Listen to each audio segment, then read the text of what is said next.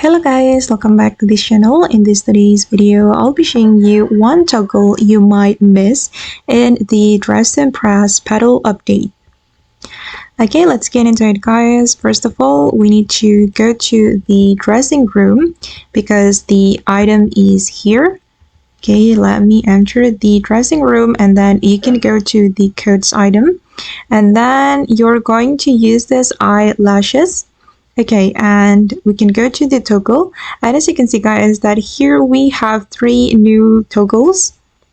Okay, that's so cool. We can add more eyelashes to our face like this, and this is how it looks. But I think we need adjustment. We can go to the adjustment, but unfortunately I still haven't got my adjustment. I need to play more rounds to get the adjustment. If we already got the adjustment, we can adjust the position of these eyelashes so it can match the eyes.